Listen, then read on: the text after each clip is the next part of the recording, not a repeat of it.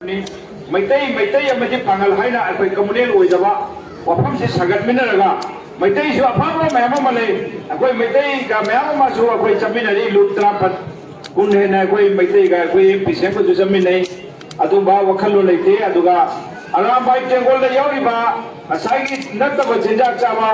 अदुबा wild element होइबा सरम जचपा मिमा नद्रबा सोयनाइबा मरो थोक्तबा येमुदे तखंगबा मीदो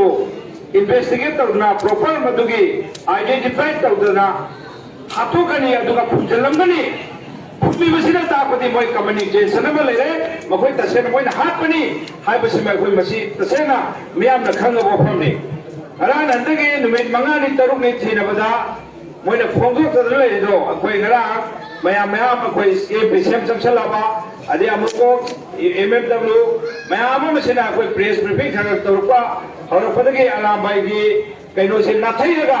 मखोई मी से तानरी एक्शन लौरी हाइब पोतुनी लाइसे मीडिया दा मैम ममंग उच्चाइबे थबने अदुन हजके अलामबाई टेंगोल सिना अखोई वीकर सेक्शन माइनॉरिटी पागन असुम जाति दा अतुके मतिक टारगेट तो है से अलामबाई टेंगोल को सुक्षम सुकुल से अलामबाई टेंगोल से मणिपुर की लेमाई लगे यारगदी मखोई से अखोई मरी लेनवा इंडिया की होम मिनिस्टर दा सेंट्रल गवर्नमेंट दा तक्सल लगा टेररिज्म एक्ट है कंडेम तो बगल में अखोई लाथोक्सी आई स्वाइसदा तुम टेंशन जगह मैम वासी हम हाइनिंगाई लेते नमाज मतम सोरबिना अरामबाई से मणिपुर दा पांगन टारगेट तोबा अदुब लुप मनी मिनुक्सी लेतबा